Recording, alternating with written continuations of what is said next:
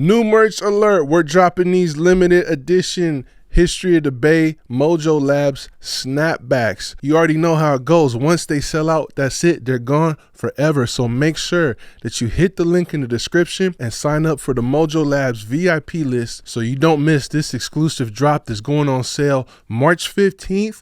And this will sell out just like everything else we've done. So make sure you grab yours before it's too late.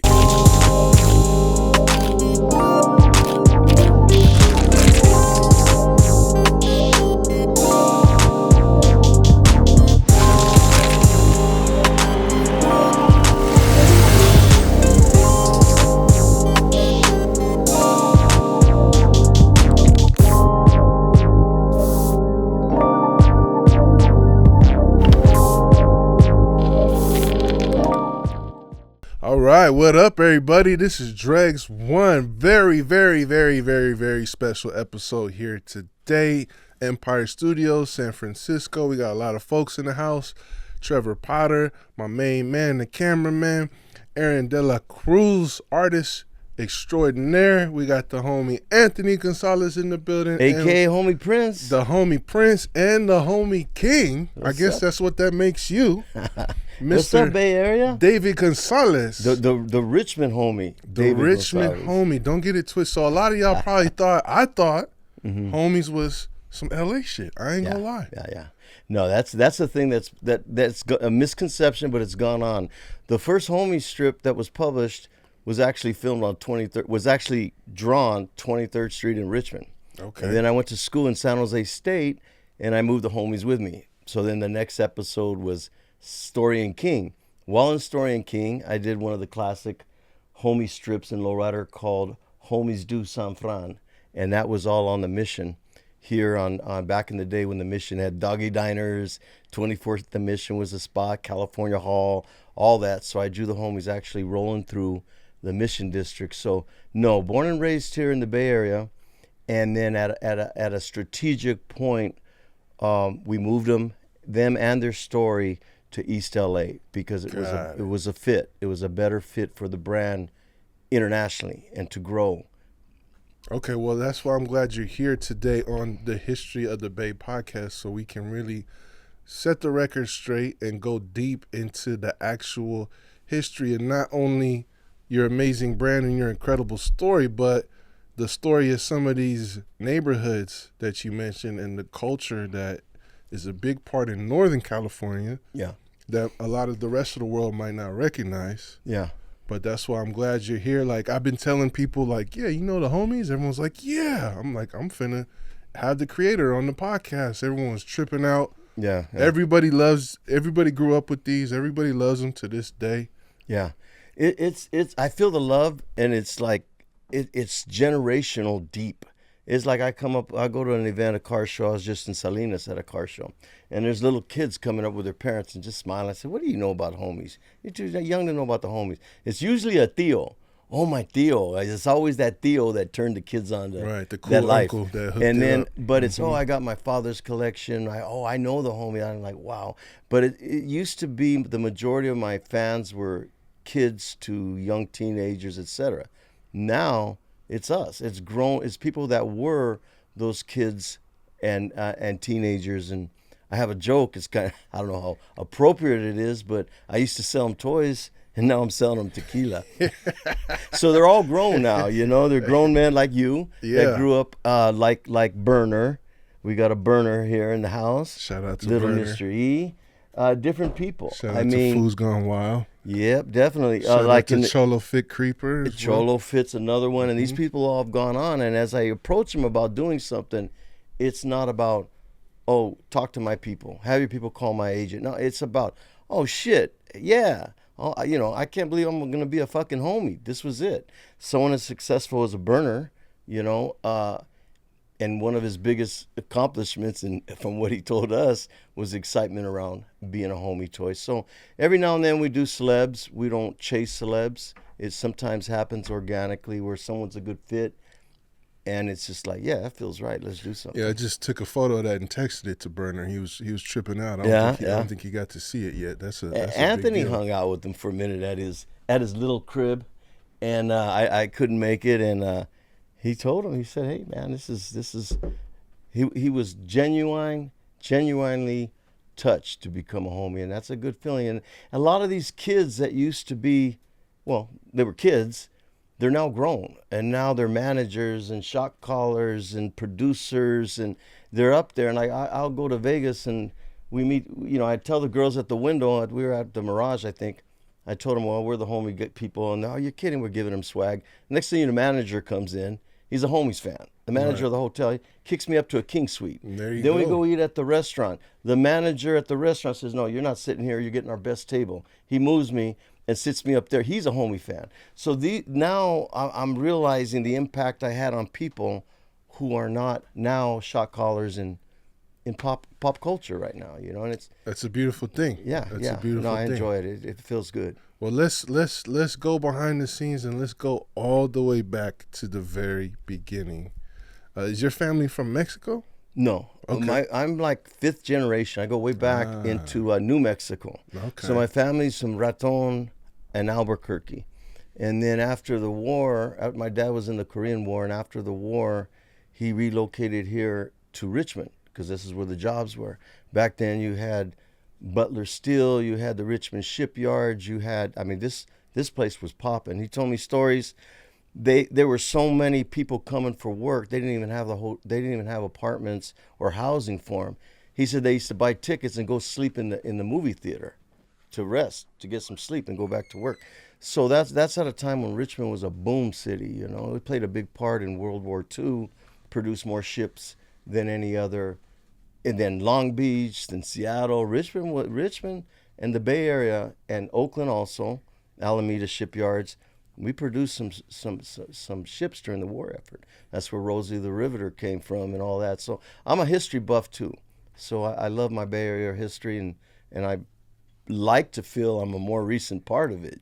That's really interesting because a lot of cities in the Bay have that kind of World War II migration labor story, whether it's San Francisco, Oakland, Vallejo, and so Richmond as well. Yeah. So your pops came here for work, and is that where he met your mom? Yeah, he met my mom through. He went back to New Mexico to Albuquerque. His best friend they both graduated from Richmond High, and those are the days when very few Chicanos graduated.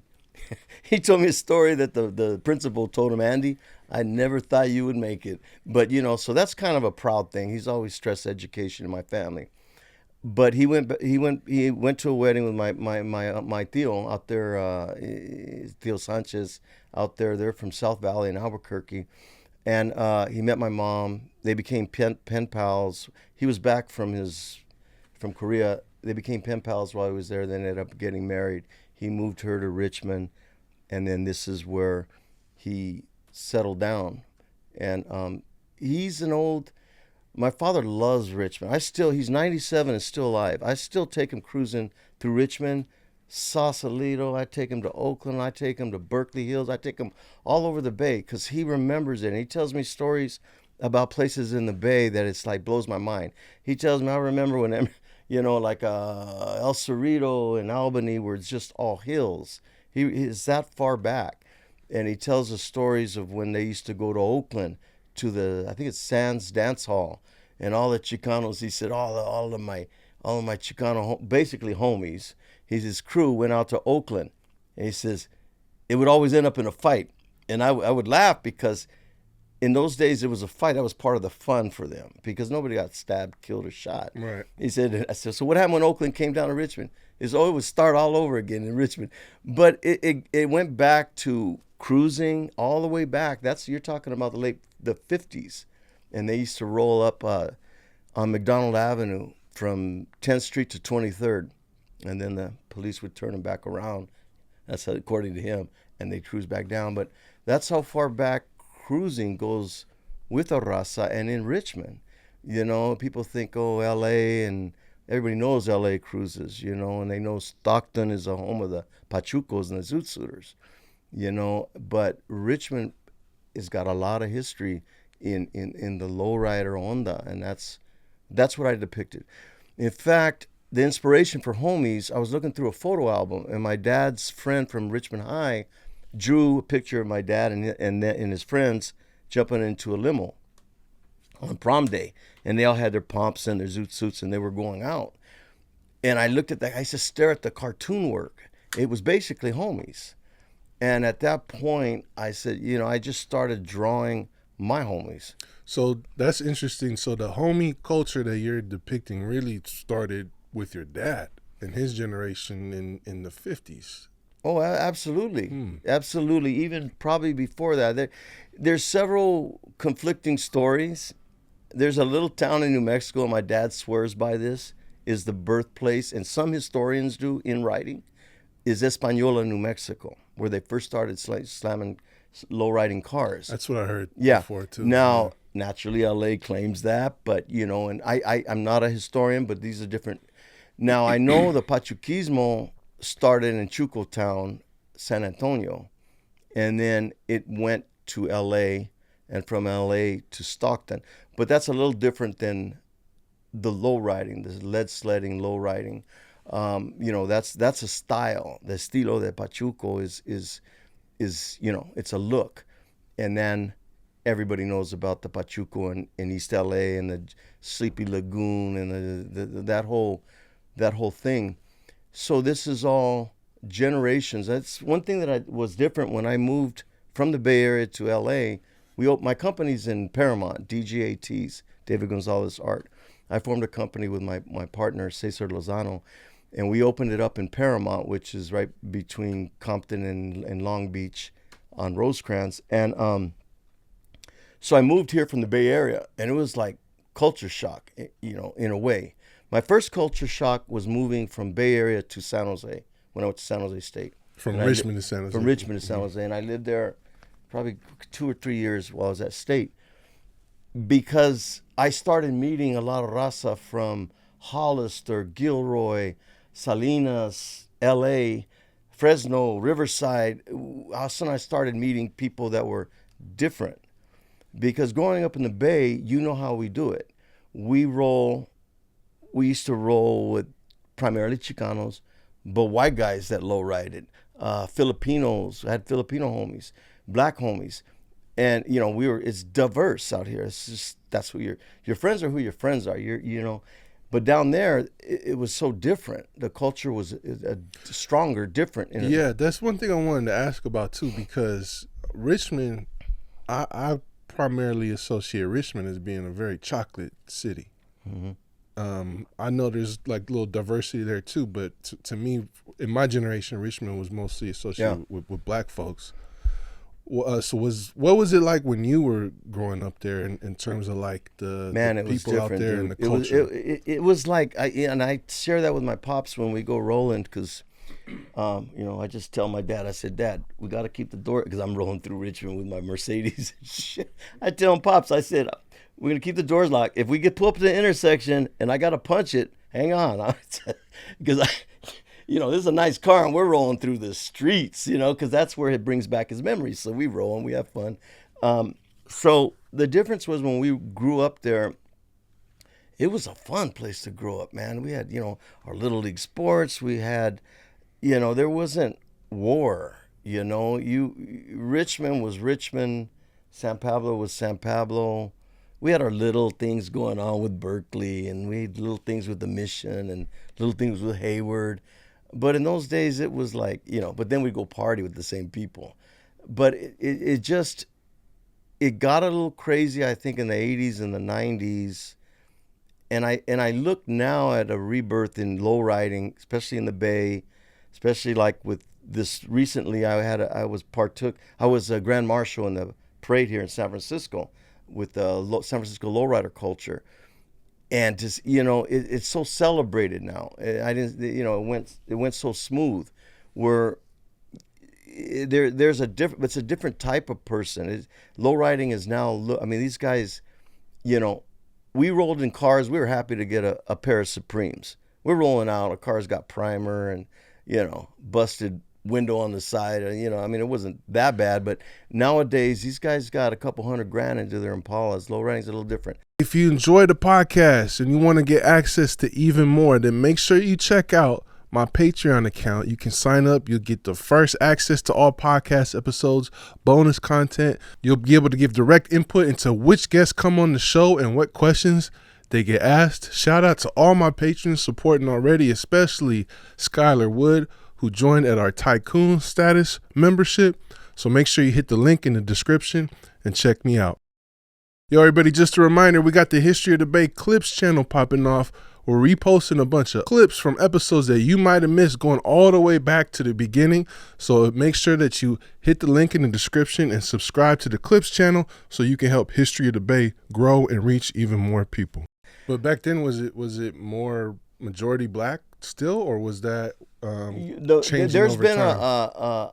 a movement. A lot of the African American black. I'm comfortable saying black because I'm from the Bay, so some people have an issue with that. But the black people from Richmond, a lot of them migrated to Antioch, Pittsburgh, Sassoon, Fairfield, Vallejo. There's a lot of Mexican people now. In Richmond. For sure. But back then, no, it was mostly black. South Richmond, North Richmond was all black. The Chicanos were from mostly Central Richmond and San Pablo and Montalban. And then, but there wasn't funk between them. Right. You know, it was, we all, you know, like there was a black Lowrider club out there that used to roll with us. And then naturally, every clique in Richmond had a couple brothers that hung with us and were basically essays. You know, they were just brothers. A couple Filipinos, they were just brothers, a couple white guys. So Richmond was such a cruise spot, man. We would start, it was like Friday, Saturday, and Sunday night. It would back to back to back. It would take over an hour to get down the street. And it's just so easy to have fun. It was always a house party. I had a lot of house parties. I lived on Gaynor Street. We like threw triple kegger parties. We'd hand out flyers on the boulevard. When we had a party, it was a party. And we used to come out here to San Francisco and then to the Mission. Like I said, there'd be an event at the California Hall. We'd all roll in, and we'd come in groups because Richmond rolled in caravans. We knew better than to roll solo. So same thing with Hayward. We'd go to Centennial Hall in Hayward. That's where all the parties happened. And then we'd hit San Jose, Story and King, you know, Zapatas and the clubs there. But Story and King was legendary status. That's when, okay, you ain't in Kansas no more. You go to hit Story and King in San Jose, and it took hours to get down the boulevard. And it was just nonstop. Just, I mean, your car would just barely move down this. You'd stop, move, stop, move. So that whole experience of the Bay, I just loved it. I loved everything about lowriding. I loved the Bay Area. I loved the culture. I loved the music. Growing up here, we had, look at the access to good music, concerts. Back then, it was mainly Oakland Coliseum, but everybody came. War, Tower of Power, Sly and the Family Stone. I saw Santana, AWB. Everybody came through Oakland. So it was always another concert, always another thing to do out here. You had Circle Star, Greek Theater, Shoreline. The Bay Area, man, it was a place to grow up in my eyes. And it sounds like a lot of fun, man. A lot of love for the Bay, and that's why, because I have people say, oh, you grew up in Richmond? Man, was that rough? Well, not really. I mean, to me, I had a good time there. And I still claim it. I've lived in New Mexico. I lived in Hayward. I lived in L.A., Anaheim. Now I live in Fairfield. But when people say, what's your hometown? It's always Richmond. A lot of the characters that you created were inspired by people that you knew and people that you grew up with out there. Initially, I mean, it kind of morphed. Like in the first set, there may have been 3 out of the 6. This is the first series we released. This is the one that came out in Vending machines. This is series. That's your camera. This is series 1 over here, and this is the one, the LAPD band.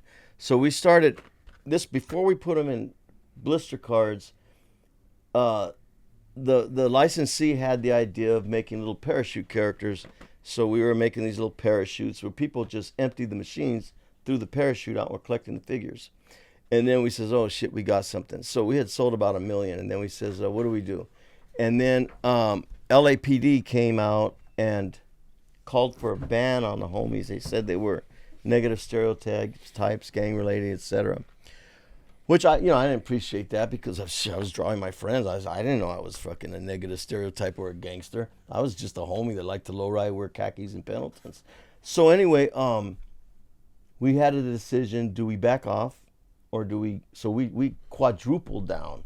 The next series had 24 printed, and we printed 24 characters in it, and we sold she's like 5 million. The first one sold 1 million. And then it just became insane. In the end, sold 150 million characters, and I sign autographs and take pictures with policemen that collect my art, collect my toys. All the time, Anthony. We get people at our booths, Comic-Con and car shows, and, oh, I'm LAPD. Oh, I'm a San Antonio PD. Can I get no? It's like, people have grown. You're talking about how many years ago? The word homies is no longer gang affiliated. It means friendship, family, people from your hood, people you would acknowledge as friends or family. The whole, just because someone drives a lowrider doesn't mean he's out there gangbanging, or selling drugs. I mean, that's a part of my community. I ain't gonna lie. So the cholismo, the Chicano, the cholo is part of it. So people say, well, I'm depicting a community. Now, if I depicted a Chicano community and say this is the barrio, but in our barrio, there's no cholos, gangsters, or, people like that. Well, then it's fake. People say, well, that's not real, So I depict everybody just like I've got a priest, I've got a liquor store owner, I got cops, I got firemen, I got nurses, doctors, lawyers, school teachers. I got everybody in my homies' familia. I was trying to get to, because in the book you mentioned like a couple specific people. And I was just trying to see like the stories of some of the people that you grew up with. Yeah, for instance, Droopy, the name is a character, is a person. We got a homie Droopy, but A-Ball is actually what looks like the character Droopy. So I can't go out and make you a homie without your permission. Use your name, use your likeness, and use your your personality. So they're based loosely on people. Right. The first series 1 and 2.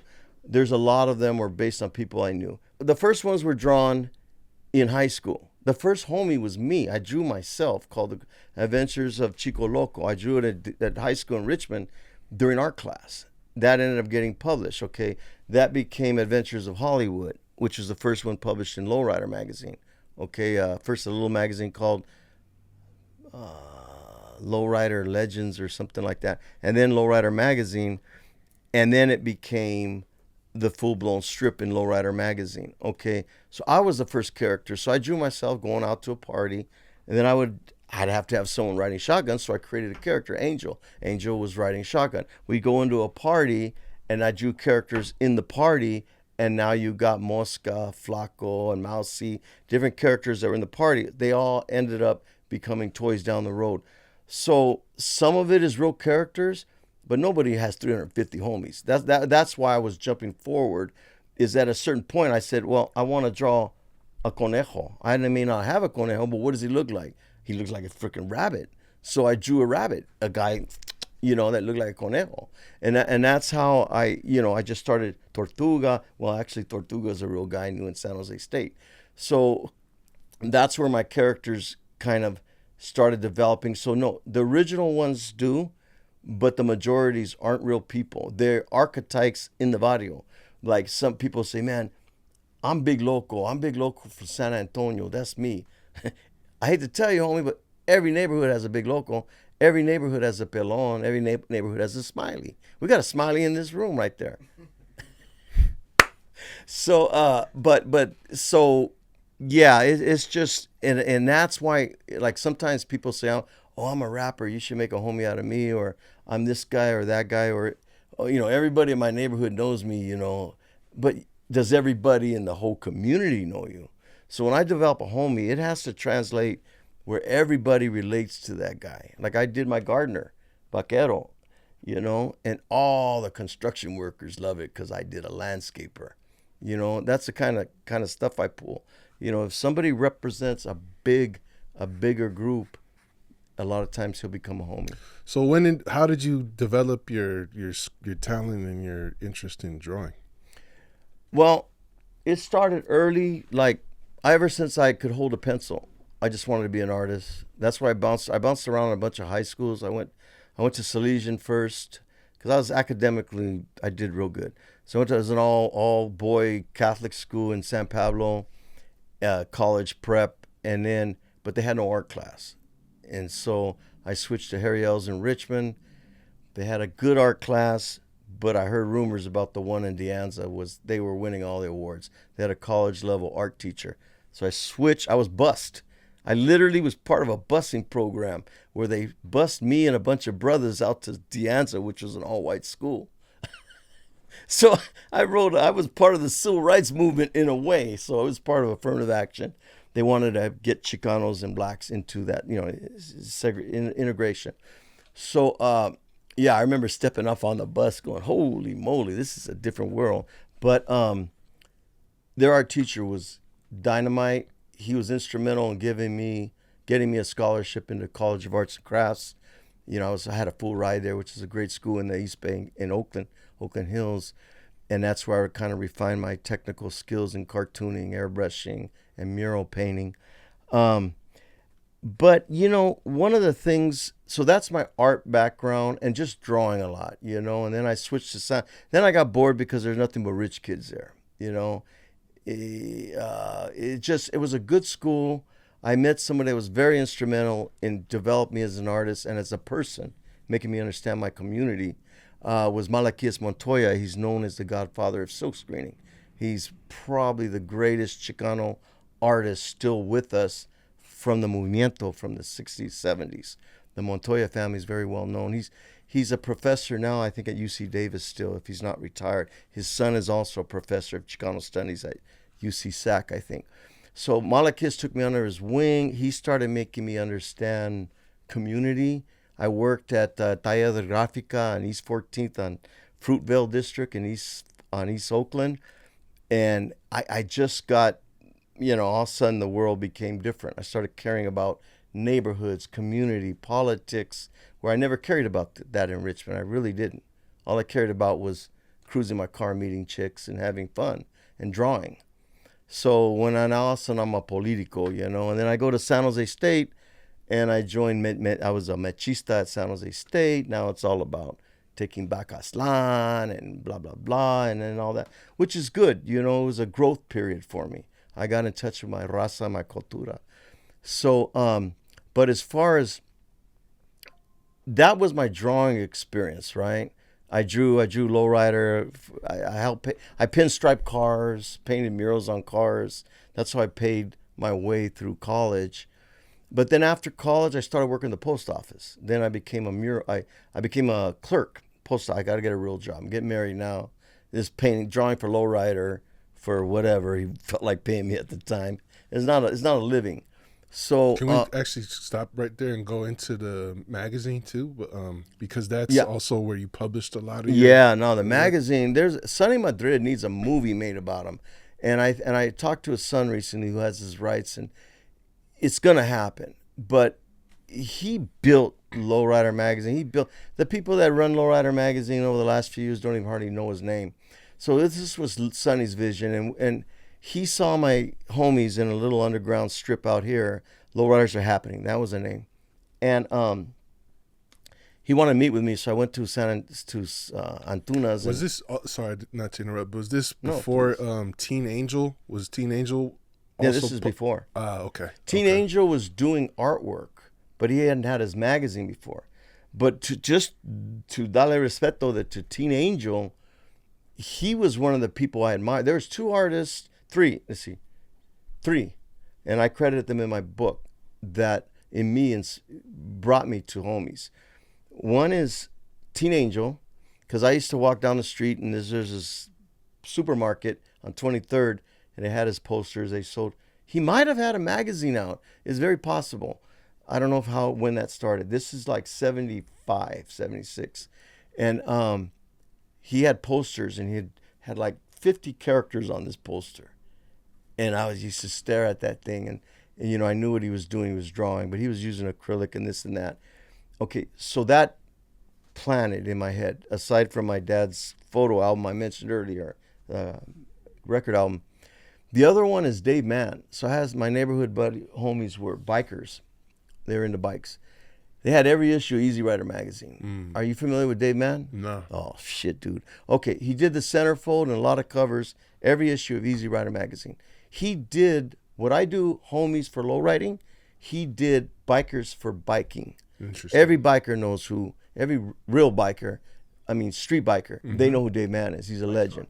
Okay, he illustrated, and he would just draw these. But they were so freaking gnarly. And the scenes they'd show, like bikers crashing through a bar and fucking out in the middle of Lake Tahoe or something, or you know, riding down the highway, you know, slapping a girl on her ass, you know, riding down the Harley, and just really cool, down to earth shit. And that registered. I've always been a huge Dave Mann fan. And the other was Mike Pickle. Mike Pickle, every lowrider knows, every old school lowrider knows who Mike Pickle is. He was already doing what he does. He died. They all passed. I'm the only one of these OG artists doing street culture. Even Big Daddy Roth is gone, that was doing the hot rods. They're all gone, man. I'm 67. You know, I just have, you know, so I'm kind of the last of that I know of, unless somebody's outliving me. And That's kind of why I wanted to take a second to bring all those up. Yeah, but I also appreciate that because I want to give them props. Yeah. I do in my book, and anytime, I don't want to say, you know, this is all me and mine. I mean, there were people before me that influenced me, and Mike Pickle was the baddest airbrusher there is, and he was a manual airbrusher. It's also just interesting because all these like Chicano art styles, right, that you kind of just see in the hood, right, like whether it's murals or lowrider arts or airbrushing clothing or tats, or like I used to see like the jail envelopes and people drawing on those. I got a story about that when you want. Okay, you're kind of like coming into this wave of these things hitting like media through the magazines and kind of like getting to reach a wider audience, which is why I wanted to bring up Lowrider and Teen Angel and all that stuff too. Definitely. I mean, Teen Angel was definitely doing. I was doing homies. Teen Angel, I think it was a little bit later after I was doing homies that he broke out with his magazine. But I have no doubt he was drawing his characters and his art before I was, or around that time for sure. But I said I had a little something. But so after a while, I was selling. I took in a couple ads in Lowrider.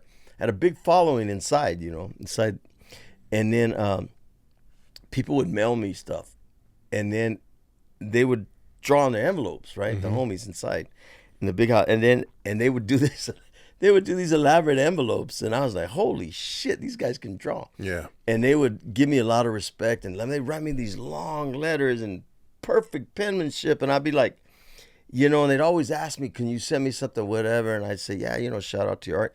And I'd send them stuff, and they'd always pull it for gang affiliation. Damn. I'd send them an Aztec. I'd send them Pancho Villa. Everything I sent them was flagged, and they never got it. I felt so bad, so I finally just stopped trying. But this Chicano culture, this art, it goes back generations. I mean, there's some talent inside. And so what I did is I credit one design called Puro Mexicano. And I basically got the idea. I was at a swap meet, San Jose Berryessa flea market, and got a velvet painting, and there was this Mexican guy smoking a cigar. So I drew it in this technique I have called pointillism. It's dot to dot, dot. And I drew a shirt called Puro Mexicano. I put it out. It's in that book. I put it out there on the market, and it was like, whoa. I said, oh, shit. So then I drew some Aztecs. Whoa. Then I drew Virgen de Guadalupe. Then I did Pancho Villa. Then I was, holy moly, there's a need for this. People have seen this art. No one's put it on a shirt. You got to remember, I'm hand printing these shirts. And I'll go back for a minute to tell you about the story of my silkscreen industry. That's where I got forearms like Popeye. I used to hand print my shirts and take them to the swap meets and sell them. So all of a sudden I was onto something. And then when it really exploded in 91, I was showing this guy in Berkeley this really hot t-shirt shop. This guy was known for knowing what sells.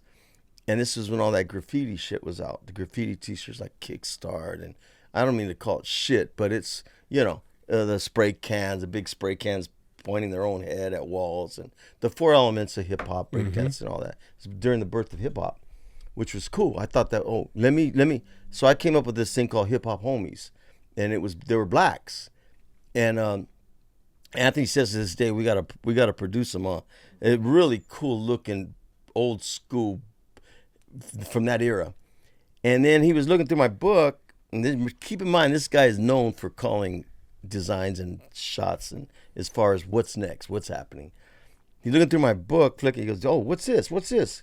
And he see pictures of my homies, my comic strips, and he's, "Oh, bro, that's the shit you need to put on T-shirts." So see, I give credit where credit's due. This is someone else told me that.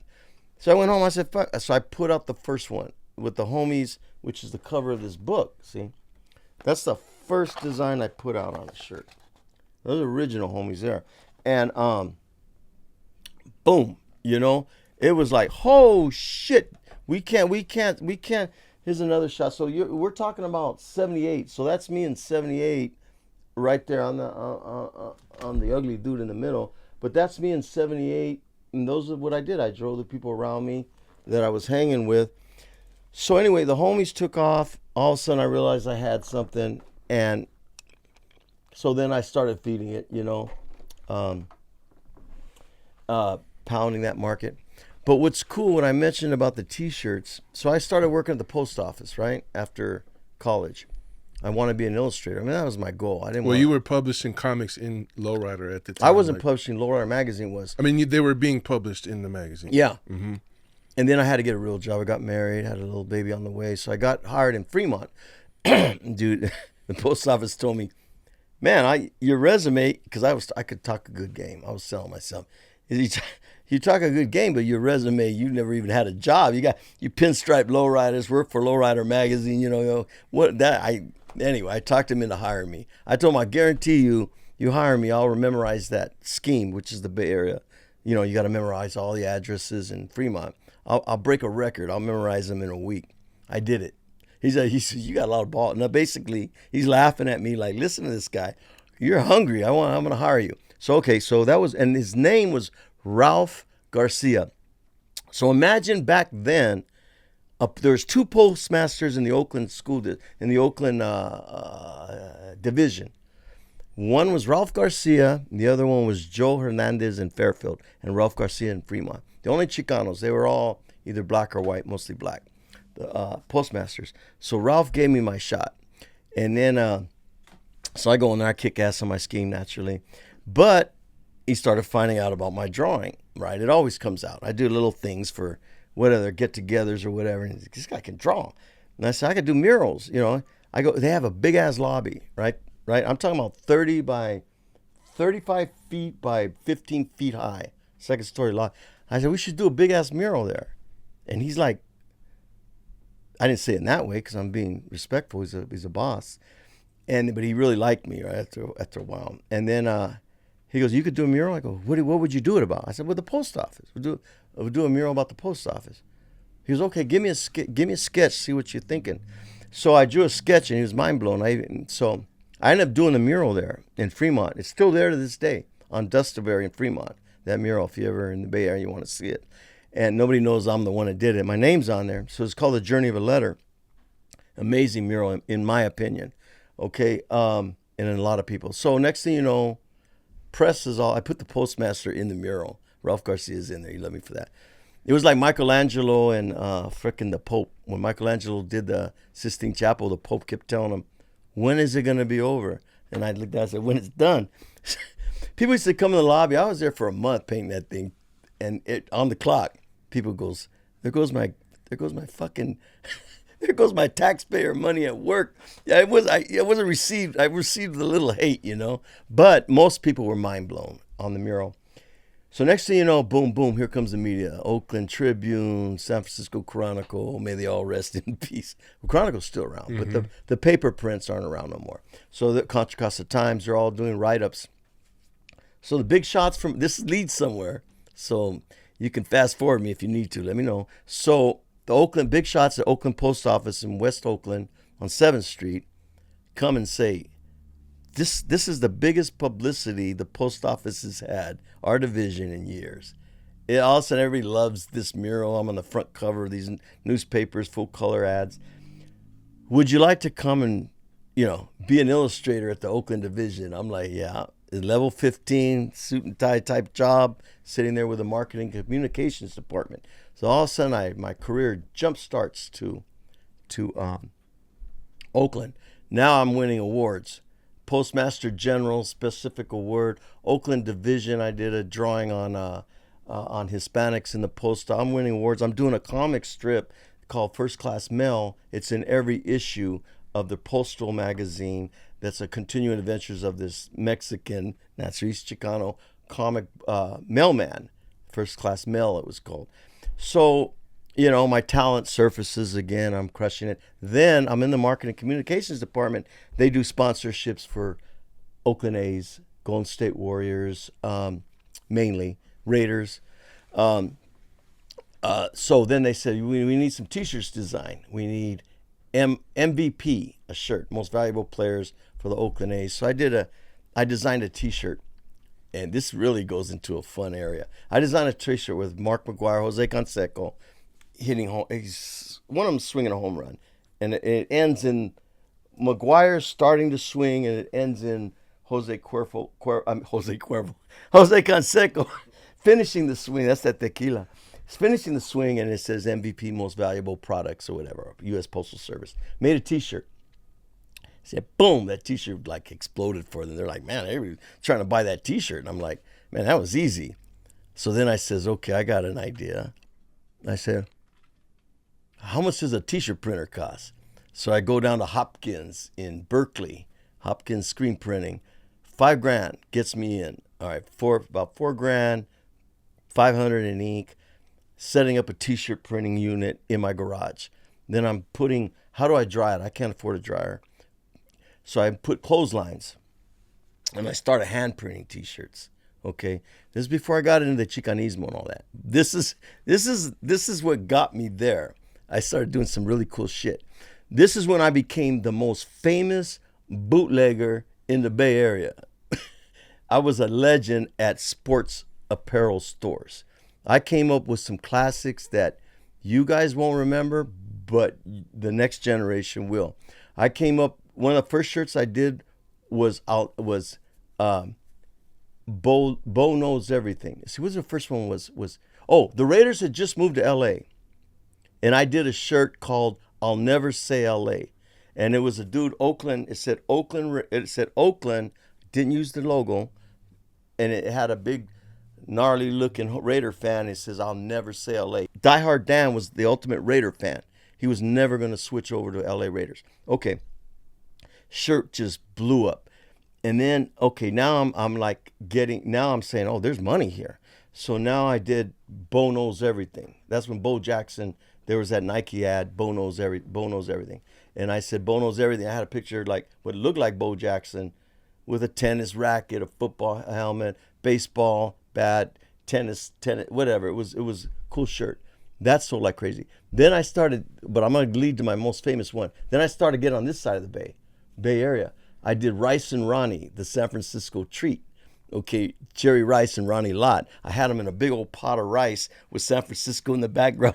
That sold as fast as I could print it. Then I did Battle of the Bay, Earthquake series. I had McGwire on one side, and I had Will Smith on the other. I had Canseco on one side, Will Smith on the other, and I called it the Earthquake series. I had the Bay Bridge crumbling, and it said the Earthquake series, Battle of the Bay. That freaking shirt sold like cocaine in a nightclub in the 80s.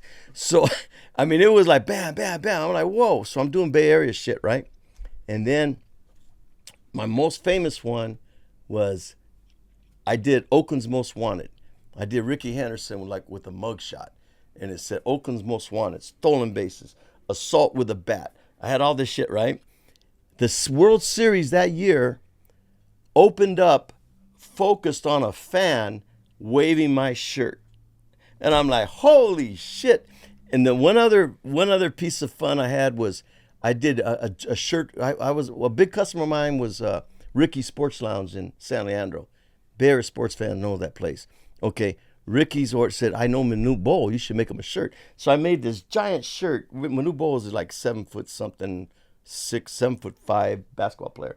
I made this super extra long dress size shirt, and I put a picture said Newt. People used to say Newt whenever he shot. So I do Manute Bol making that shot with Newt with his hands up, whatever. He gets on the plane. Warriors made the playoffs. He gets on the plane. He's wearing his Newt shirt. So, you know, I was at the pinnacle. But then, boom, boom, boom. I opened a letter. NFL Properties. It said, you need to stop this shit. I said, oh, man, but I'm not using your logo. We own Oakland in connection with football. I'm like, I went to my lawyer, some, liberal lawyer that was to help artists here in the city, San Francisco. She said, no, technically you're not infringing, but can you afford to fight the NFL? I mean, it's like, nah. It's like, okay, there goes my sporting good business. I was in like about every mall. I was in the sports affairs, shirt, teak, sports. Every mall had my shirts in there by then in the Bay Area. Every sporting good, collectible card, I had distributed everywhere. I would make a round. I would leave Fairfield. I'd drive down to San Jose, Hayward, and stop in every barrio on the way and sell my T-shirts and come back. So anyway, so I'm out of business now. So I'm not making any money because I quit the post office because I was making too much money. I gotta do something. So then I started on the Bart Simpsons and the Simpsons. So then I came out with Barturo.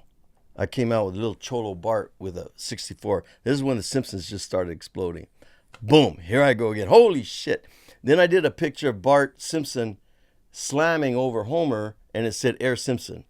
And then I did Monster Bash, the Oakland A's, Bart Simpson and Homer doing the Monster Bash. That was so here I am again. Now I'm not biting football. Now I'm biting the Simpsons. Okay. So then all of a sudden I'm making T-shirts, and now I get another letter. Stop. It's infringing. Boom. So I shut down because, it's Fox. I'm not going to fight Fox. Okay. I didn't really realize. But you got to remember those days. This shows where I come from, why I've gotten to where I am. I'm that guy that used to sell T-shirts out of his backpack in the parking lot at the Oakland Coliseum. I'm the guy that set up at the San Jose Flea Market. I'm the guy that sits at these little car shows in the Mission District, in Sacramento, in Merced, in San Jose, in Modesto. That little guy that you see when you go to these car shows and these people are trying to sell. That's where it started. So it's been a long journey. It's been a tough road. Was that getting so successful that you quit the post office? Yeah, that's at the time that I quit. I opened up a shop in Vacaville because when it gets to a point where you're falling, they said the time to quit your day job is when you're falling asleep at the table. And I was literally losing money by going into work at the post office. I mean, it was a good job. I back then that was a real good job, especially for me. That was like 7 years into it. And then I took a gamble. I rented a warehouse in Vacaville while I still had the job. As soon as I got approved for a loan, I bailed out, and then I started like the Simpson thing. I had to stop. Because, I don't do illegal shit. Or at least when I'm told to stop, I stop. Okay, then I started doing the Chicano stuff, like I said. And that's what was Puro Mexicano, the Aztecas, and eventually Homies. And then that's when the T-shirt business took off. So Homies went from the comic strips you did to eventually a T-shirt line. Yeah, but that was like at the suggestion of that guy in Berkeley. Right. And that was like in 93, we did the first shirts. But in those days, I was still selling at car shows, swap meets, flea markets, online through Lowrider magazine. I had a little ad, in Lowrider, and they would order, mail order, and whatever. And then I took a booth at Magic Apparel Show. And this is interesting. Okay, this has happened twice in my career. I'm not asking for credit, but no one's ever mentioned it. Are you familiar with Magic Apparel Show? Yep. Okay. I was the first Chicano-owned business in Magic Apparel, Hispanic business. So I went in and I took a booth. So I've kicked down doors all my life without even thinking I'm kicking down a door. So I says, we went over there first because I wanted to get licensing for my NFL shit, or talk to them about, hey, I'm sorry, I'm outselling you guys in the Bay Area. I was outselling the NFL in the Bay Area. Oops, man, I got to keep it down. I'll never make an agreement with the NFL after this. Okay, no, but I mean, in the local, that's who turned me in, as one of their reps that was selling their gear, is the one that called their attention to them. And it's all good. I was doing something, I shouldn't have, or whatever. So anyway, I was going there to get a booth, see if I can talk to someone in the NFL. Naturally, you can't just walk in on them. So I said, you know what, I should have a booth out here. So I brought my Chicano art out there to Magic. I can't even remember the year.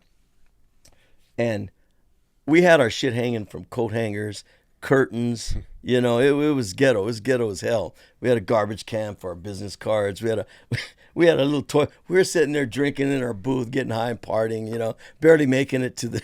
And then so Hot Topic comes by. And then the buyers from Hot Topic, actually the founders of Hot Topic, what later became the huge super chain. And she goes, this is the fucking coolest thing I've seen in this place.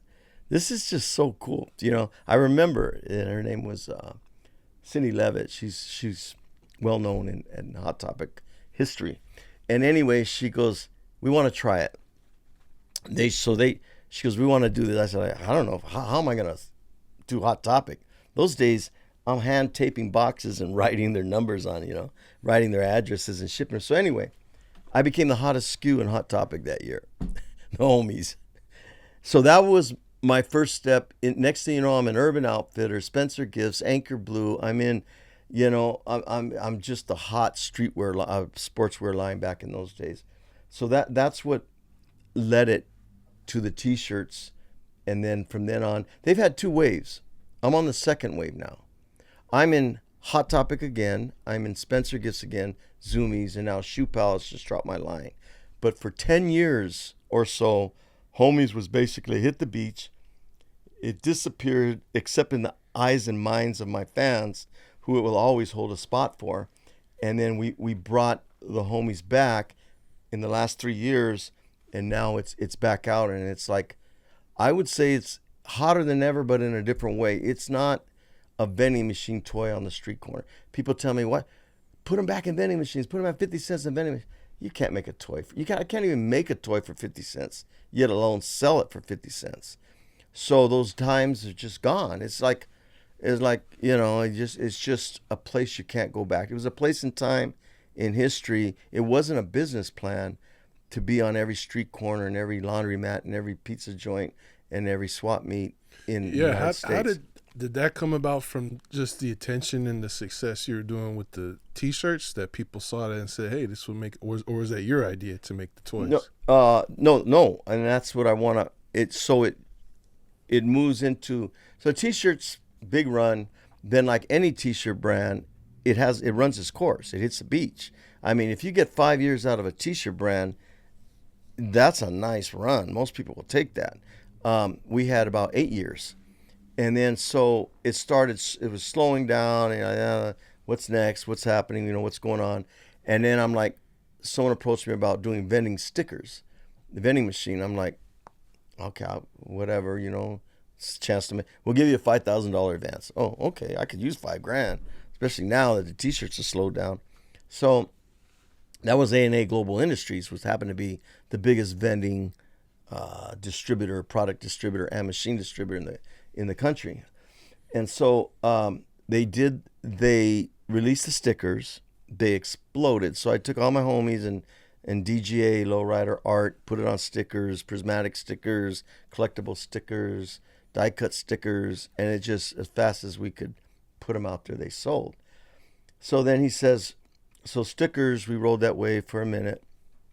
And then he said, hey, we do these parachute characters. They're real popular. You little army men, you throw them off the top of the balcony, and they have little parachutes. I said, that sounds corny as hell. He goes, what if we made them little homies? I said, I guess. I mean, So that was A&A's, and he's, to this day, we're still in business together. He does my plush toys. We got a lot of history together. That was his idea. All right, I didn't see it.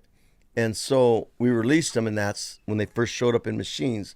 I mentioned earlier, they'd remove the parachutes, they became toys, and that was before we did retail. It was years later that they ended up on the shelves of Walmart, Toys R Us, everywhere else is toys. Well, that's kind of where I was first introduced to the brand, was the quarter vending machines. Right. And I think actually I do. You must have been young. I was probably maybe middle school. Yeah. And I think I do kind of remember something that you mentioned earlier, is that like there was like controversy around it because people thought it was gang related stuff or promoting gangs. Yeah, well, I touched on that earlier. Mm-hmm. I mean, it came and went. Right. It's kind of like they didn't understand our culture. I used to say, like, okay, you take 4 kids or whatever, teenagers. One of them's wearing, baggy clothes. An Asian guy, he's wearing baggy clothes. Oh, he's a skateboarder. Or a white kid, he's a skateboarder. Or a black guy, oh, he's a hip hop guy. Or whatever it might be. But take a Chicano kid, put him in those same clothes, a white shirt and baggy pants. He's a gangster. Right. So it's like you don't understand our culture. You don't know. You're telling people that's what their kids look like, dress like. You're telling them their kids are bad. There was a professor at San Antonio or Houston University, super master degree in Chicano studies. I wish I could drop his name. But he had a quote that said, "This couldn't have happened from anyone but me or someone like me, because anybody else would have been exploiting cultural appropriation. So they would have been biting the culture for money's sake. All I was doing was just drawing my homies. The money came. It wasn't a business plan. My business plan was to be a technical artist, maybe even a medical illustrator, or a draftsman or architect. This just became my life's legacy on its own. It was completely organic. So this came through as genuine to people. This guy isn't criticizing or making fun of his raza. He's just drawing what he sees. This is a far stretch, but someone had said, some people just don't get it. They're like, oh yeah, right, bullshit. But someone said, what I did is what Norman Rockwell was doing. Right. He drew the heartland. He drew the people in the shops and the 5 and dimes and the little hardware stores in rural America, country America. Well, I drew the people in the barrio. I drew people in Richmond, San Jose, Mission, L.A. I just drew what I saw. It probably also shows just how big it was getting, because you were putting something into the mainstream that the mainstream hadn't seen before and wasn't ready for. So that's probably why, part of the reason why they had that response. Here's another thing to touch on, and it's a sensitive subject, but along that line, most of the media is controlled by the East Coast. Sure. Latinos and Puerto Rican. Most of your entertainment, your media. This pie, the Hispanic market, is this big Mexican American Chicano. It's what, 70%, 75% Chicano, but who controls the Latino media? Let me give you an example. It's Cubanos and Boricua. I mean, I even have a Cuban homie. It's not like, but what I'm talking about is the media, and they always look down on what I'm doing. I was dealing with that. We did this book, Mijos, okay? They put a great group of people I worked with. The editor was great. She's worked on Goosebumps. She's done some big, so we came up with a series of chapter books that I did with Scholastic. Librarian, school teacher, ratings, Google, whatever you do, these books are excellent. They never got their shot. The person in charge of Hispanic marketing was a Cuban American. She said this stuff was gang related. Wow. My little figurine characters, which were little kids, were gang related. I'm like, that's who they get put in charge of putting this out. Now, this isn't Scholastic's attitude toward this.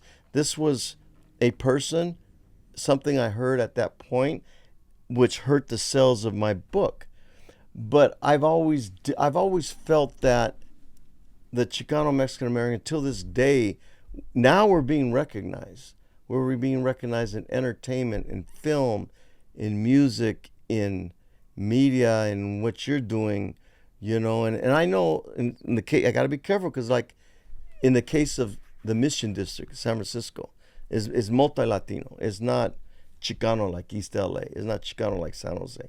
I know there's a mixture here, so I'm sensitive to that, and but I've always felt like it took this long. I've been in Hollywood since '98. I signed with CAA. I've been with UTA, CAA, Brillstein Entertainment, every management firm down there. I pitched this. I don't even want to drop names, but with every Latino celebrity out there, every major studio, a lot of black. But why isn't this a TV show? I was going to ask that. I mean, why? Why? They always tell me, we don't know about this market. What don't you see? Mm-hmm. And then they tell me, the last person. This seems like a natural fit the last for a cartoon show. High-profile person was John Legend's production company. I went in there with John Legend's company at a time when he was gold, solid gold. Everything he touched turned to gold. And we pitched it to Disney, and they wouldn't take it. And we're like, what? Why? Why? And a lot of the feedback has always been, there's not enough writing talent. There's no Hispanic writers we think could understand this and write it. Oh man, when I told that to some Spanish or Chicano writers that I've run into or produced, they're like, oh, isn't this some bullshit? They don't get their shot. So Hollywood says there's no, they kept interviewing, bringing in me pitches and showrunners that were black, white, trying to pitch me this. Bring me a Chicano a showrunner or writer to blow me away with an idea, and a studio that wants to have the Simpsons of the Hispanic market for the next 15 years with 3 generations of people watching it every Sunday afternoon, and I'll give you the homies. But maybe that's something my son does after I'm gone. But it's been a long run, and I'm kind of like done with it. I'm kind of like, if it happens, it happens. But it's gonna not happen because I'm knocking on doors anymore, because I'm done. Now the game has changed a lot to where there's so much more self-produced stuff. Which is hard and costs money, but and also more time has gone by, so there are more people, Chicano, Latino, like breaking down the doors. And that's another thing. And there's Chicanos now, Latino, Hispanic, with money now. Right. There's mega directors and producers and what's his name? The one that the one in Texas. What's his name? Romero. What's his name? Well, there's the guy in the famous animator there in Mexico. There's another one in Texas. I forget the studios, but there's Chicano producers, writers, studios that now I wish one of them would call and do something. It's also crazy because this is a property that has made millions of dollars, right? Yeah, absolutely. So that's like obviously shows like there's an audience and there's the following, and then what an evergreen property is is Warner Brothers, Looney Tunes, Disney. Those are evergreen properties. Star Wars. Yeah, they're never gonna end. No. Homies is not gonna end in the Chicano community. Latino. There's too many. There's grandparents that are still collecting my work and little kids being raised on it. So it's not gonna end. So this. It's a matter of finding a story, to find an investor. Maybe it's a coalition of Hispanic investors. I don't know.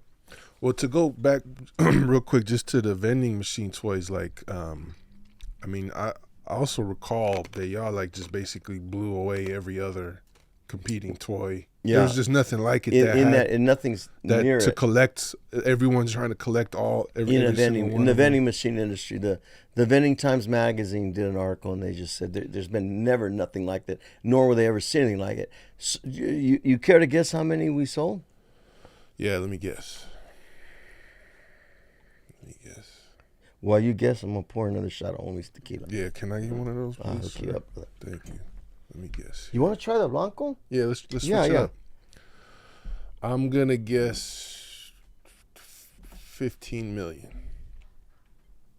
Arriba, más arriba. 30 million. Woo. 100 million. Keep going. Woo. 250 million. Now you're getting crazy. Okay, I mean, it's already crazy, man. It started crazy. The first wave before the new stuff, and I don't even know what's right now. It's different because they're impulse buying one at a time. 150 million, according to the manufacturer. Jesus Christ. According to our books, 150 million. But people are like, you buy it on a street corner. You have no idea how big it is. You're talking about Canada, Mexico. We went on tour on a touristy thing to El Bufador and Tijuana during those days, and you take your little hike up there in Tijuana to Bufador, and we're up there. There's a little vending machine in the lobby. It had homies. I'm like, we're everywhere. I'm still tripping off that number, man. I'm pretty sure there's. People say, "Oh, you got rich, but it's like this. Think about this. Each toy was 50 cents. People say 25. They're mistaken. They remember quarters. Okay, it's 50 cents. The store gets half. Mm-hmm. So 25 cents is gone. The toy costs 12 cents to make. So now you're down to 12.5 cents. I get 10%. 10% as a licensor from the licensee. I make 1.2 pennies a toy. I mean, you laugh at that, but when you count 150 million, it adds up. Okay. But so I made some money. I made a living. I was curious about that because all this is licensing deals so it goes from the manufacturer pays you the licensing royalties. Cheers to 150 million, man. I want you to enjoy that because this is the one someone told me is dangerous. Okay, thank you. Because it's so easy to drink. It's like thank you for the warning. I'm talking about you serve it at the carne asada. And all of a sudden you're going to have the ladies are out. But maybe that's a good thing. They'll be like, yeah, I want another homie's blanco. So that goes down smooth, man. Yeah, isn't that easy? Yeah. Well, I was going to say, so you get the licensing fee. The manufacturer then sells to the owner of the vending machine, and the owner of the vending machine pays rent pays me a quarterly royalty. But don't they also pay rent to the place where they keep? No. The store owner, that's why he gets that 50% right off the top. Because I saw that documentary. I'm sure you've seen it about on Vice. Yeah, the vending machine. A lot of people think that they said, well, you didn't invent the homies. This guy on Vice did. Nah, he went out of his way to make it sound like. Yeah, someone said that to me. When no. Told him I was doing this episode. He bought from us. Right. Yeah, but either way, he made money. He made us money. He made me money. So that million he made for me and my life. It's a very interesting and unique business. It's a hustler's game, though. I mean, they you want to hear a funny story? Mm-hmm. In Arizona, someone tied some chains to a vending machine. The back of their truck drove off with the vending machines. Wow. Another story was like, I gotta get the all homies broke into his liquor store. All they stole was a case of Modelo and his homie vending machine. I'm like, hey, I'm sorry. It's just that's how homies be like that sometimes. So I love the stories I hear about my homies. It's just incredible. That business basically disappeared because of they just don't put. It disappeared in the 98, I think, for two reasons. One, they found out a lot of those vending machine toys were high in phthalates, which is lead. So they're no longer safe. So it became also what happened, not 98, 2008, 2009. Then the housing market, that was a big depression time. People were broke, okay? And no longer can just give a kid 50 cents because you're counting your quarters. So it just slowed down. The prices went up. The ability to make quality toys for a cheap price was less and less. Then the vendors started Another thing that hurt was the vendors started mixing other shit with the homies. Because you go in there try to buy a homie, you get a little plastic taco or something. You're like, what the? So then the people so it died. Were you getting bootleg too? Were people bootlegging? No, it's too expensive to bootleg toys.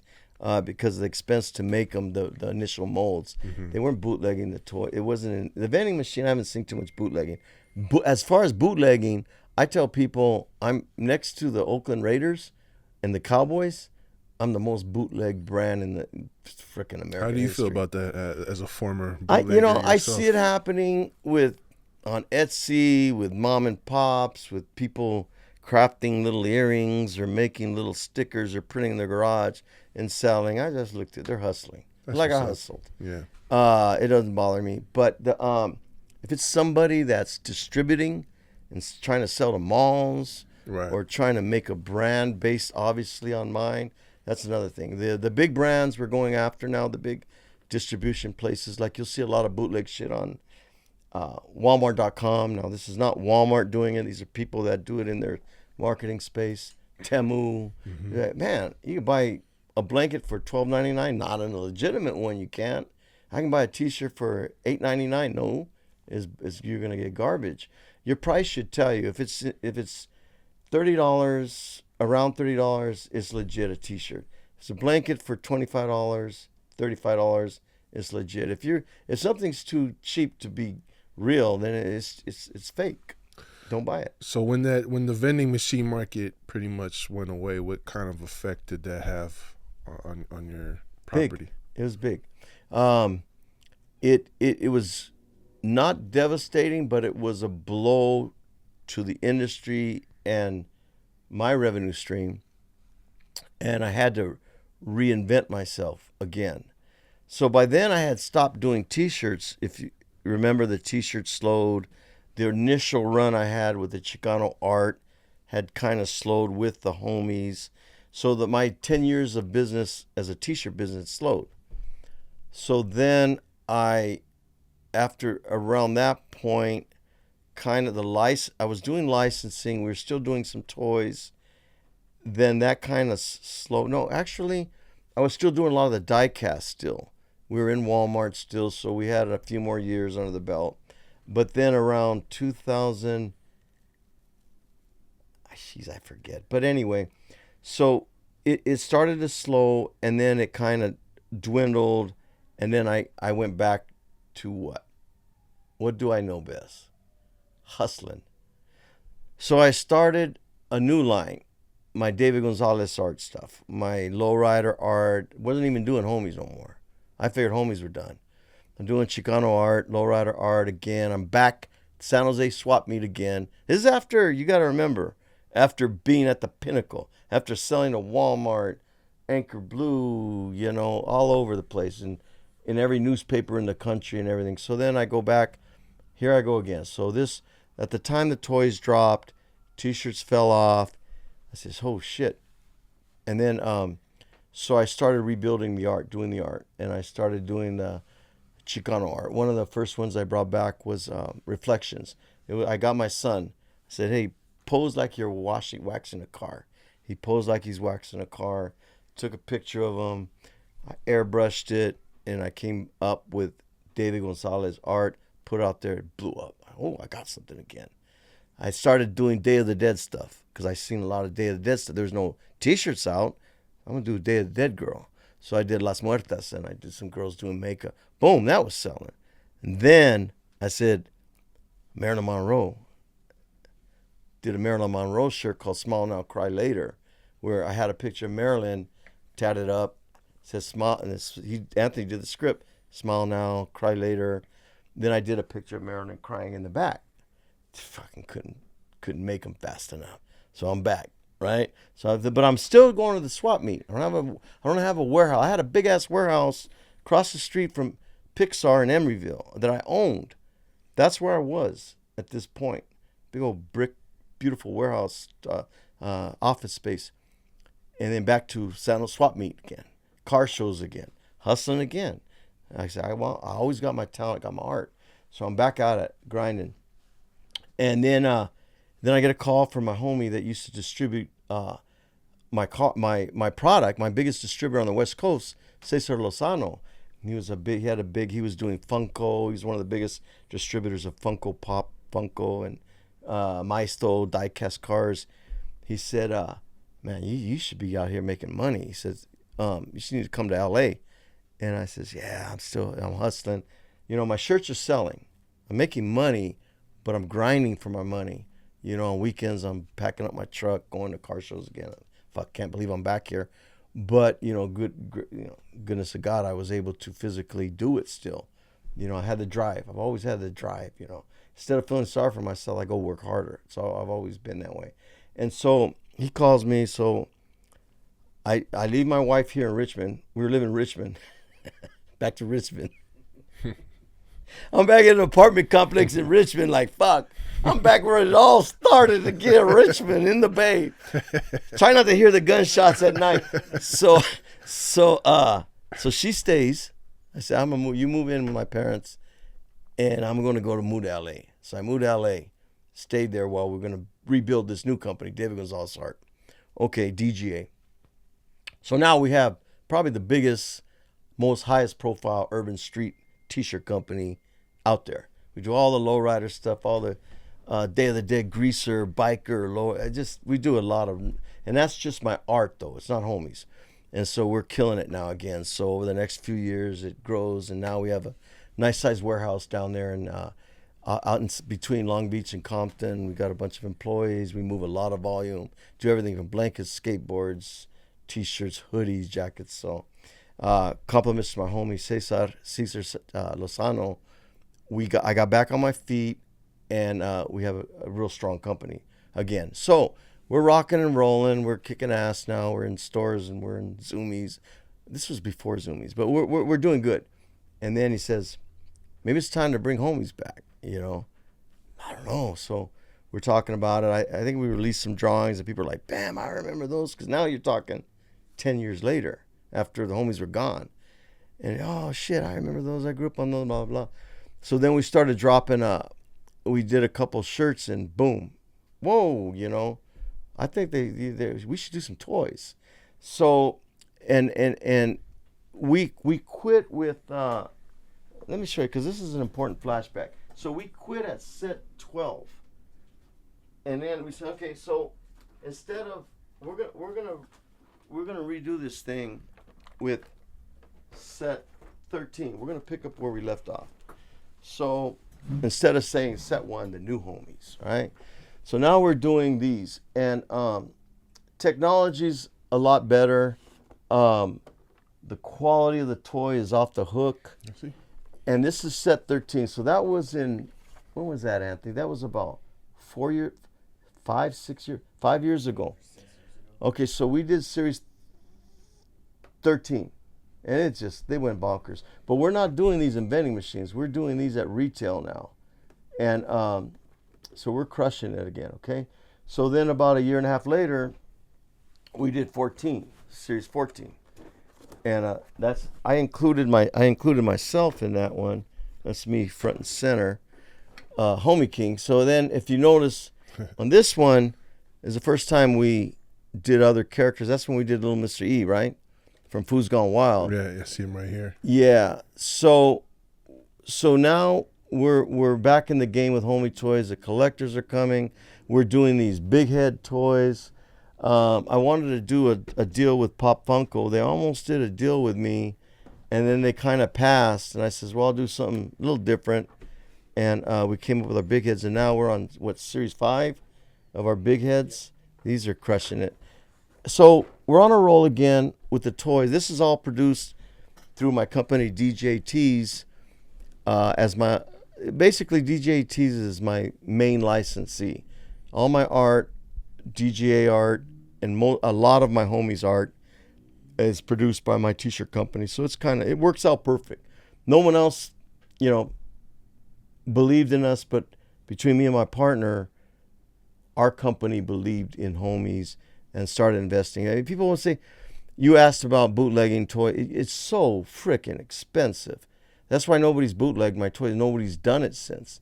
The amount of capital, you got to really know you're going to make money to recoup the money investment up front. It's not like making a t-shirt. You got to spend something like that is probably a $4,000 mold. Right. So I got to know I got to sell enough to make that money back. I got to buy enough to get the price to a point where a customer can resell it. And then, which takes an investment, which means, so you better be able to resell. You better be able to distribute it. It's a very tricky business, all based on keystoning. Just for the business people that are wondering about how it works, whatever you pay, you should be able to, at minimum, double your money. Right. You pay $5, you got to make $10. If you're going to wholesale to a store, you have to sell it to a point where that store can double their money. Right. If they pay $8, you give them a discount, you charge them $7. They buy for $14.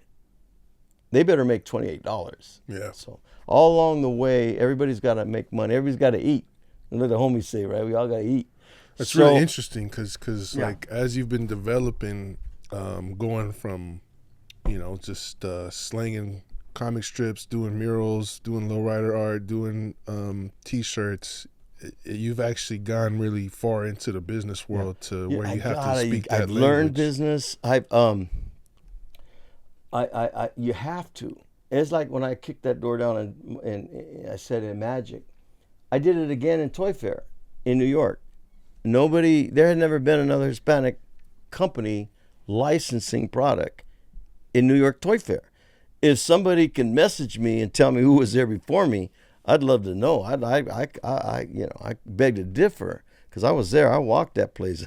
It wasn't no Mexicans or Chicanos there, not even Boricua, no Puerto Ricans. So I was the first person to exhibit at Licensing Expo in New York, and they just swarmed to my booth because I come out with, well, duh.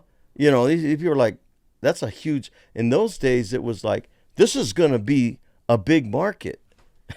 That's how many years ago? I can't even remember when that was, but look at us now.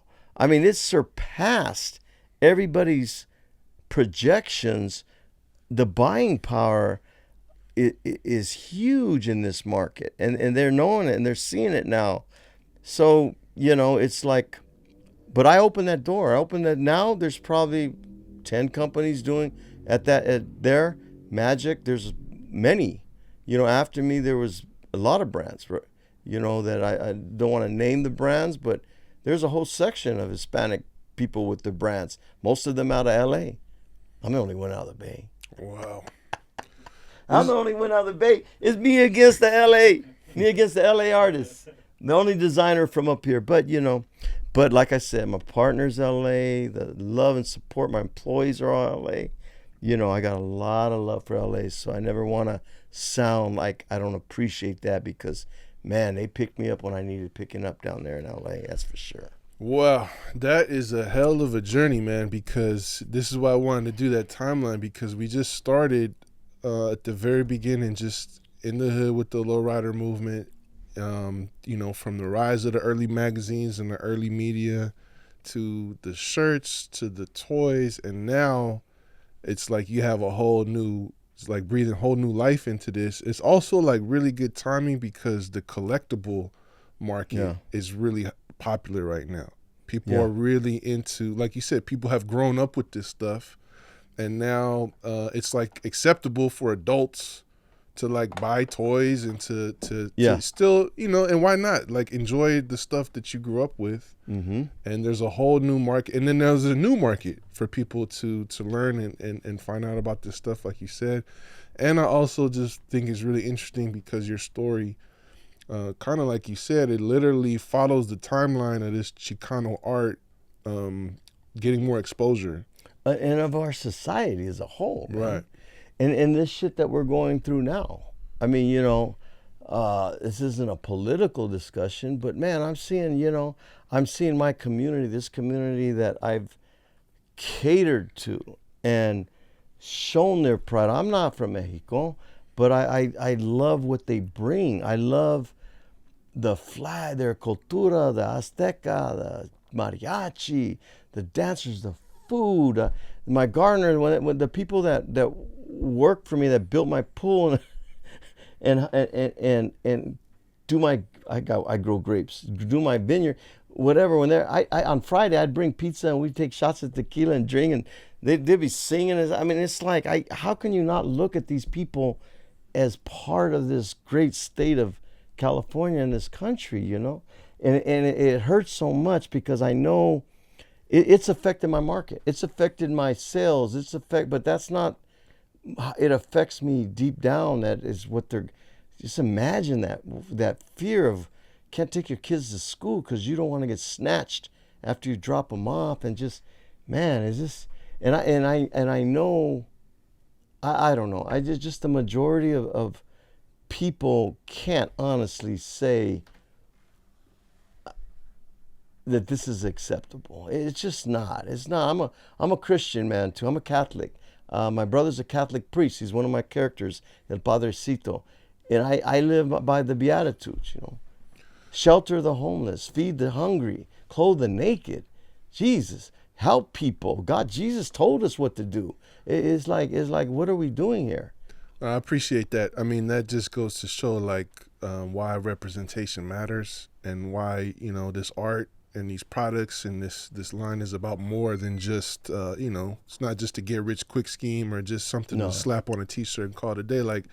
This it's still a struggle. Like, even to hear what you said about having to, break down the door in Hollywood, how that hasn't happened yet. So there's still room to grow. But all of that kind of it gives meaning to the art, and it shows why this stuff is important. And it also probably goes back to why so many people love this stuff. Even me, I'm not Latino, and I grew up with this stuff, and it's important to me. And it's dope that the art has that type of meaning attached to it. And that's what art does. It's like, what are they doing in high schools now? They're cutting out art, music, dance, history.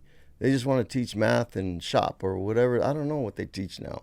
Whatever. Some of the stuff I don't agree with what they're teaching, but you can't get rid of the art. People have to learn how to appreciate art. I mean, it's just like, where are we going to be without art in our community? It's like, what do dictators and people, the first thing they get rid of is freaking the artists, the thinkers, the dreamers.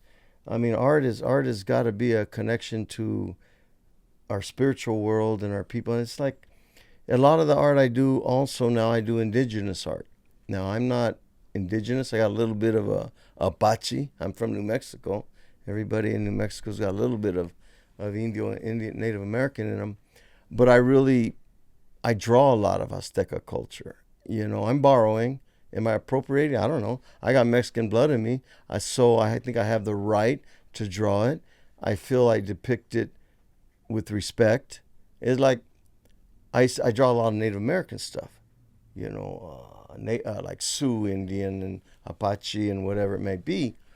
And I had done this shirt, and it was a woman with a war bonnet on, right? Nice looking chick, Indian chick with a war bonnet. And then someone wrote to me and said, women didn't wear war bonnets. Everybody's plastering all these pictures of girls with headdresses and whatever else sexy pics, So I killed that shirt. Out of respect, I didn't know that, right? I take that knowledge. I said, oh, I didn't mean to offend, So I try when I do art, especially when I depict culture, I try to be real sensitive to, I do my homework first. I want to make sure that I don't offend, and I glorify whatever culture that might be that I'm depicting in my illustrations. Very, very well said. Well, what's coming up next, and what can people do if they want to support, or if they want to cop some of your stuff, or what should they be looking out for? We're at djatees.com. That's where you get the majority of my stuff. We're also most of the toys, most of the product that we sell. The tequila, you can buy it at Vallarta Supermarket. We're soon to be, and we just opened SKUs with Total Wine. So that's a big account for us. We're being tested in about 6 stores. So if you see it in your Total Wine, grab it, because I think we'll do well there. And a lot of and some independent stores. We're just growing with our tequila. Our tequila's made in Tequila, Jalisco, second oldest distillery, known 1507, for those that know their tequila and want to research it. And it's delicious stuff. You know what I'm saying. It's not a gimmick. I'm co-signing it right here on the podcast. Simon, we couldn't come out and sell homies a gimmick. They'll buy the first bottle, but they're going to be, oh, come on, man. It's a freaking, hell no. I'll go back to my whatever. I don't want to name other brands, but my regular. But no, we want them saying, we want to be the tequila you take to the carne asada. So, it's a real thing. But like, we just dropped our sportswear line at Shoe Palace. That's like fresh on the racks right now. They've got some nice gear. We're doing a Betty Boop collab with Hot Topic. That's coming, I think, in a couple months. We're doing a drop at Hot Topic. It's kind of cool. Betty Boop. That's one of our first collab brands, and we think that'll do real well. What else we got going? We got, but the toys. Oh, Loteria. We're doing a Loteria game. We got licensed by the actual Loteria Don Clemente Loteria company. That's being sold in Hot Topic, and then all this stuff also. Not all of it, but most of it's on our website at homiestoys.com, djats.com. Okay. Well, we'll put the links up in the description. And thanks for coming through to the podcast and sharing your story and bringing all this stuff. It was great to see it. It was really great to hear. But ask me again, where did it all start? Where did it all start, brother? Richmond in the Bay, homie. Rich City in the building. Richmond stand up. 510 to the 415, man. Real East Bay. That's right, to man. Frisco City. It's all Bay Area. It's all West Coast. Black and brown forever. Shout out to all my folks out there. And homies for life. Homies for life, brother. Peace. Recognize where you got the game. We got our own style, got our own slang. Northern California is a West Coast thing. This is the history of the Bay. Recognize where you got the game. We got our own style, got our own slang. Northern California is a West Coast thing. This is the history of the Bay.